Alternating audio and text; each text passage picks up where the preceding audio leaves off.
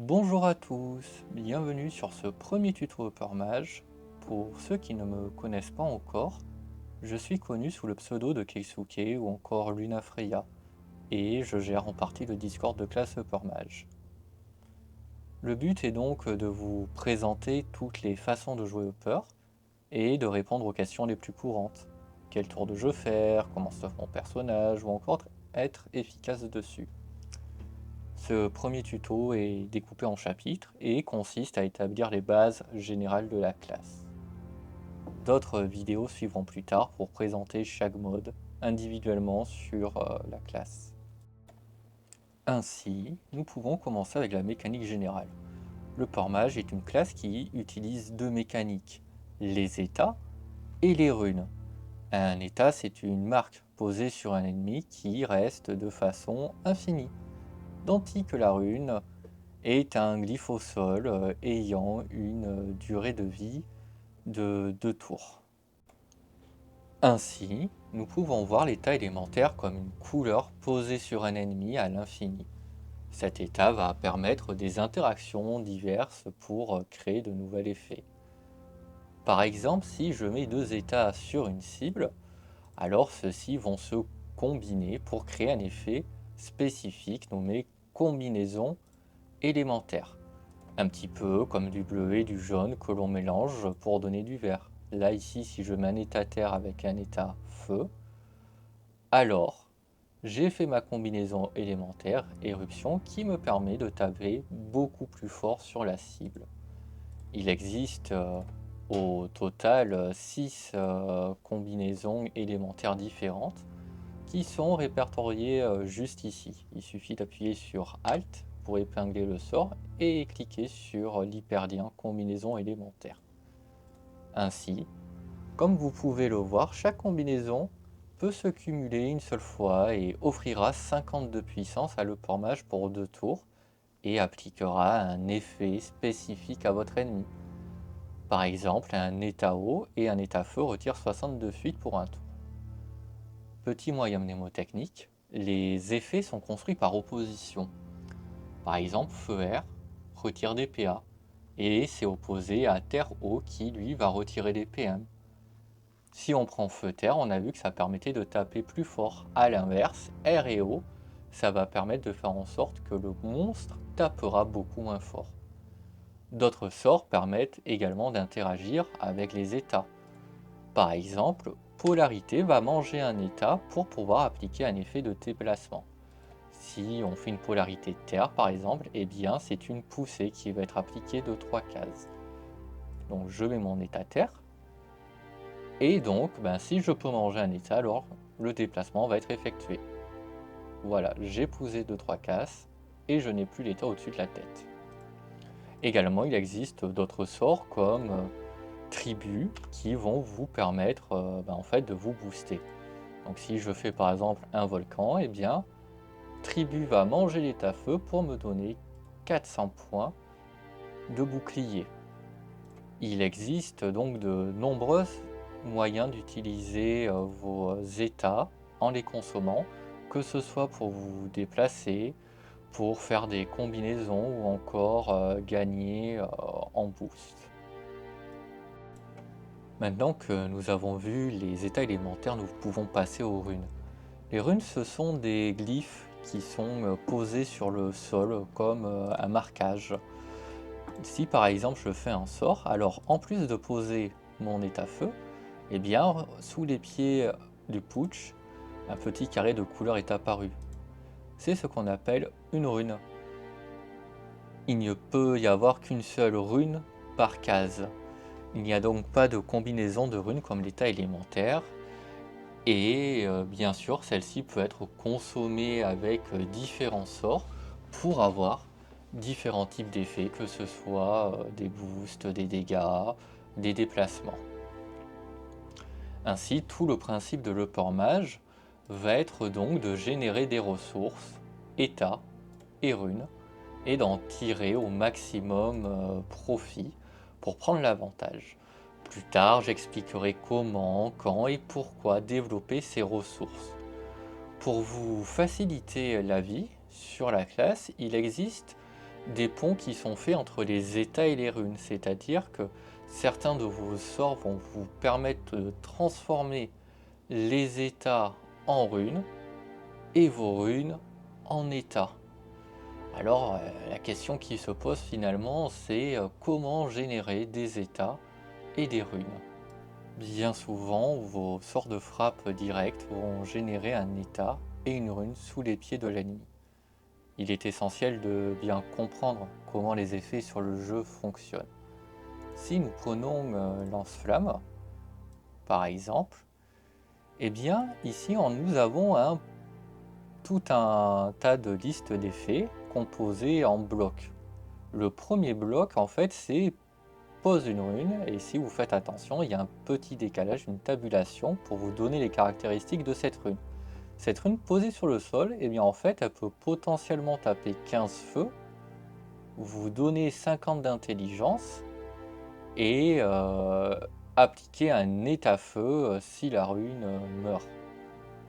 Et l'autre ligne d'effet que vous avez, c'est les effets de lance-flamme, c'est-à-dire que le sort va taper 27 à 30 dommages feu, vous ajoutez 30 d'intelligence pour 3 tours, et poser un état-feu de façon infinie jusqu'à la mort du personnage. De façon simple, on pose une rune, on tape avec les effets, et on pose un état. L'ordre des effets est d'ailleurs très important pour comprendre les différentes interactions. Petit cas pratique. Selon vous, que va-t-il se passer si j'achève un ennemi ayant un éther avec lance-flamme? Petit 1, est-ce que l'ennemi va simplement mourir? Petit 2, est-ce que je vais avoir une rune feu sous les pieds de l'ennemi? Petit 3, est-ce que je vais avoir une combinaison élémentaire qui va se produire? Eh bien, en fait, il suffit simplement de lire ce qui se passe dans l'ordre. D'abord, lance-flamme, ça pose une rune. Donc la rune sous les pieds de l'ennemi va être forcément remplacée. Après, ça tape. Bon, là, à ce moment-là, l'ennemi, il meurt. Et on va gagner les 30 d'intelligence. Mais vu que l'ennemi est mort, on va pas lui appliquer d'état-feu. Donc, il n'y aura pas de combinaison élémentaire feu R qui va pouvoir s'appliquer, car en fait, la mort est survenue plus tôt. Et donc, en ce sens, il y a une forme de priorité qui s'opère. Ainsi, vos ressources seront très souvent produites 2 par 2, c'est-à-dire un état, une rune, qui vous permettront de faire diverses choses dans le combat en les consommant. Il sera simple sur le tour en cours d'exploiter vos états, mais concernant la rune, peut-être qu'il sera nécessaire d'attendre le tour suivant, que votre ennemi se soit déplacé pour libérer la cellule et avoir d'autres interactions avec. D'où l'idée de préparer ces tours de jeu. Par exemple, c'est le cas avec le sort Manifestation. Manifestation nous dit simplement que, si la cellule est donc occupée, alors la rune est ciblée va être déclenchée en appliquant les effets. Donc là, par exemple, sur lance-flamme, on a vu que la rune c'était 15 dommages feu avec un boost de 50 intel et l'état feu appliqué. Par contre, sur une case qui devient libre, alors la rune, la manifestation va pouvoir être invoquée et appliquer un effet de déplacement. Terre qui repousse autour de la rune, feu qui échange de position avec le port mage, eau qui attire, et air qui téléporte en symétrie. Je vais donner un petit exemple un peu concret. Imaginons que je souhaite me déplacer avec ma rune feu.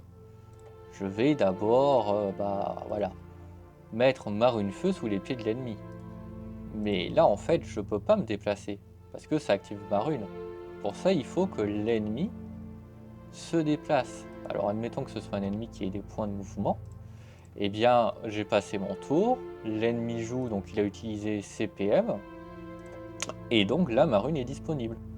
Ainsi, autour d'eux, je peux donc faire ma manifestation sur ma rune, et hop, échanger de position. Il fallait simplement attendre un tour de jeu. Donc voilà des petits cas d'utilisation pour manifestation. Et voilà, et pour bien comprendre comment les effets sur le port mage se déclenchent. Bien sûr, je vous invite à lire en détail les effets des sorts et prendre le temps voilà, de bien regarder comment les effets se déroulent les uns après les autres. Pour vous faciliter la vie, le port mage dispose de sorts de gestion et de création de ressources. Tout d'abord, la gestion d'état. L'idée est la suivante, pouvoir moduler vos états en les transformant en un autre état. Admettons que je pose un état eau et que je souhaite avoir un état feu. Eh bien, ma première des solutions, c'est y aller comme un gros bourrin. Par exemple, je peux faire lance-flamme une fois pour faire ma combinaison et lance-flamme une deuxième fois pour appliquer l'effet. Mais là, ici, j'ai consommé un total de 6 points d'action, ce qui reste globalement très cher, car c'est la moitié de mon tour de jeu. Alors voilà, sur le peur, je vais disposer de divers sorts pour pouvoir réduire le coût de cette transformation. Par exemple avec Dard, Cataracte, Onde Céleste et le dernier qui s'appelle Tison. Ce sont des sorts un petit peu particuliers car en fait ils vont poser 2 états élémentaires pour seulement 3 PA. Par exemple, Tison va d'abord poser un état feu, puis poser un état air. Et donc ça va me permettre diverses modulations d'état. Par exemple, admettons que, on revient à mon histoire, j'ai un état eau et je souhaite avoir un état air. Et bien dans ce cas-là, je peux utiliser mon sort Tison, qui va d'abord appliquer l'état feu et après l'état air. Et donc pour 3 PA, j'ai eu mon état air que je peux consommer. Mais ça marche dans le cas, voilà, où si j'ai tout sauf un état feu sur la cible. Parce que si j'ai un état feu sur la cible et que moi je veux avoir un état air, et ben je pourrais pas faire d'Itison. Parce que ben, c'est d'abord état feu et après état air. Donc état feu plus état feu, ça fait toujours un état feu. Et l'état air bah, va faire une combinaison avec l'état feu. Et donc je n'aurai plus d'état. Pour ce faire, j'ai donc d'autres sortilèges qui vont être du coup morph et cycle élémentaire. En fait, si par exemple j'ai un état feu et que je fais donc un cycle élémentaire sur la cible, alors celui-ci va être transformé gratuitement en état air. Morph, lui, aurait appliqué l'effet dans l'autre sens, c'est-à-dire qu'au lieu de faire terre, eau, feu, air, eh bien il va faire du coup terre, air, feu, eau. Donc un état air avec le morph va se transformer automatiquement en état feu. Donc ici par exemple, admettons que j'ai mon état feu, je fais mon cycle, eh bien je vais pouvoir Tison qui va poser l'état feu, faire la combi et reposer l'état air ensuite. Et donc ça, c'est la façon de faire pour pouvoir justement gérer vos états quand ils sont déjà posés sur la cible et que vous souhaitez simplement les moduler. Également, il existe d'autres façons de provoquer des états comme en utilisant la propagation. Propagation, en fait, c'est un sort qui dit que bah, si vous ciblez un ennemi qui a un état élémentaire, et ben celui-ci va propager son état tout autour de lui pour un PA. Et donc ça peut permettre à moindre coût d'appliquer un état sur un ennemi qui n'en aurait pas justement. Et vous pouvez aussi passer par vos sorts de consommation, par exemple une polarité, un tribut ou autre, si c'est possible. Finalement, il existe plein de chemins qui vont simplement dépendre de la situation rencontrée. Le but du jeu, c'est que ça coûte le moins cher possible en PA et en ressources. Enfin, il existe plusieurs façons de créer directement vos ressources. Déjà, comme on l'a vu, par vos sorts de dégâts directs, également par des sorts un petit peu spéciaux qui vont avoir des prérequis, comme par exemple la création qui va pouvoir poser une rune sur le terrain et ça va dépendre de la dernière rune que vous avez posée. Si votre dernière rune posée par exemple est une rune feu, alors vous aurez une créa feu. On peut se donner un exemple, hein, si je fais lance-flamme, alors en cliquant sur mon opéra, je vois bien que j'ai une création feu, donc je peux mettre hop, une rune feu sur la case et pourquoi pas la consommer instantanément. Et l'idée, ça va être de justement pouvoir utiliser ces différents cheminements pour pouvoir ensuite construire vos différents tours. Pour construire vos tours de jeu, il faut donc bien comprendre la construction des voies élémentaires chez le port mage qui va disposer d'outils différents. Ici, le but, ce n'est pas du tout de voir tous les plans de jeu qui vont être abordés dans de futures vidéos, mais plutôt d'avoir une vision globale de qui fait quoi. Par exemple, la voie terre, elle est surtout orientée autour de la poussée, de réduire la durée des effets et de retirer des PM et de la portée, voire de permettre de taper plus fort. A l'inverse, R, lui, est plutôt centré sur se téléporter en symétrie, reculer, pouvoir s'ajouter des PA, etc. Alors que O, lui, ce sera plutôt de l'attirance, s'avancer, mettre l'état pesanteur, aller au corps à corps et au contact. Et la voie feu, elle sera plutôt basée sur l'échange de position, également la réduction des effets et des soins, et en même temps pouvoir s'ajouter des points de bouclier et retirer des PA, de la fuite et augmenter les dégâts infligés sur les cibles. La vision de jeu sur le port mage va donc se façonner à travers divers choix issus de multiples questions. L'idée, c'est de savoir quand et comment développer son jeu, propa, manif, sort de zone, comment taper, est-ce que je vulné, est-ce que je me booste avec le drain et la réunification, est-ce que je claque mon torrent arcanique et ma surcharge, etc.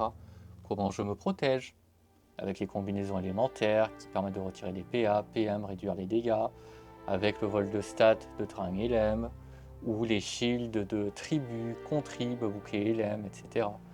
Comment je me déplace ou déplace les adversaires avec création, manifestation, polarité, des sorts à 4 PA, pulsion, traversée.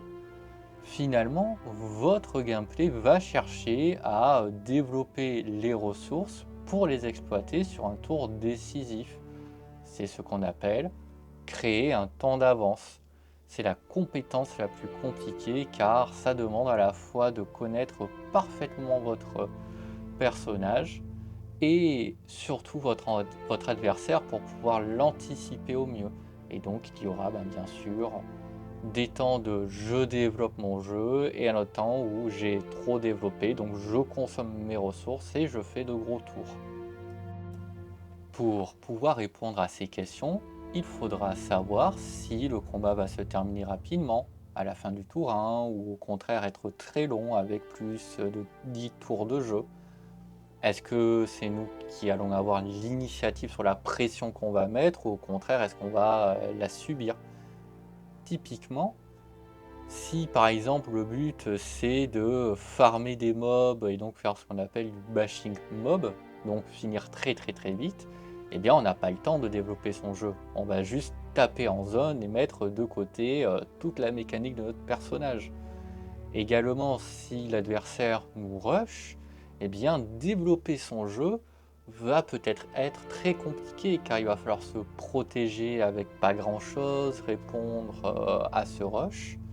Et à l'inverse, si le combat va s'éterniser, que les adversaires sont un petit peu plus passifs en commençant de loin, eh bien on va avoir alors tout le loisir de développer ses ressources, poser des états, des runes, prendre le temps.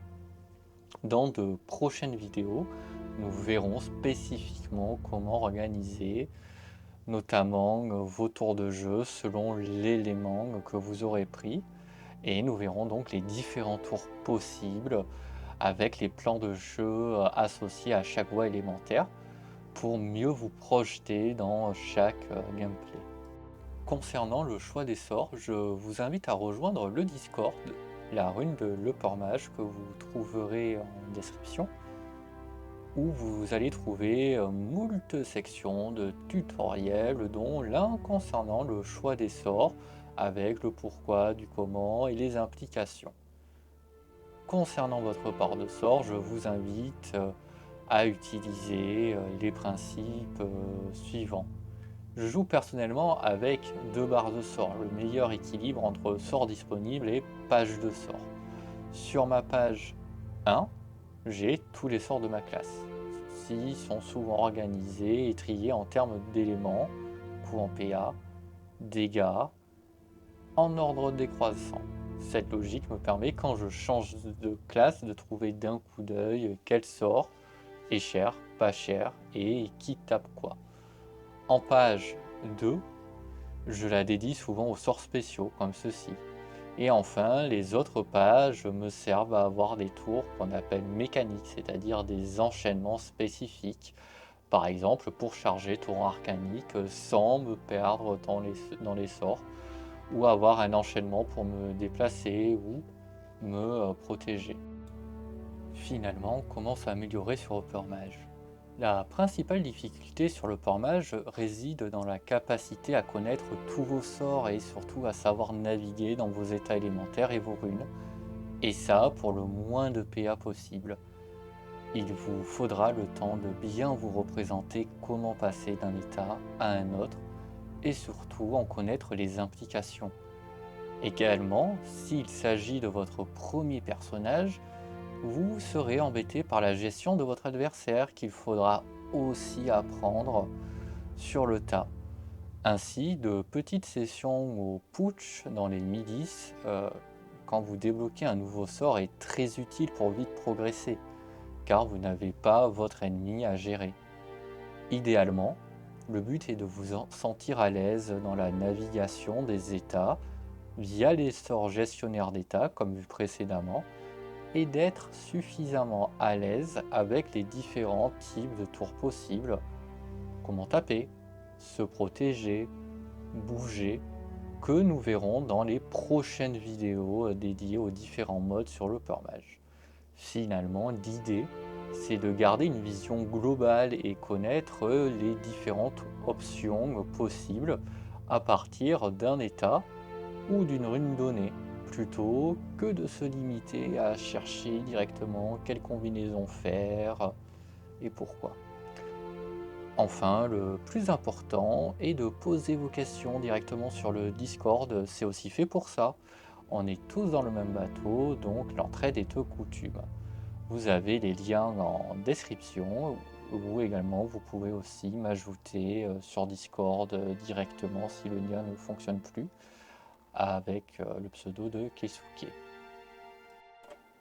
Voilà, c'est tout pour ce premier tutoriel. Je vous remercie et puis moi je vais préparer les suivants. Donc on se retrouve d'un instant à l'autre dans la prochaine vidéo. Je vous remercie et puis bonne pratique de l'Upper et surtout n'hésitez pas à poser vos questions. C'est avec grand plaisir que moi ou d'autres pourront y répondre sur le Discord.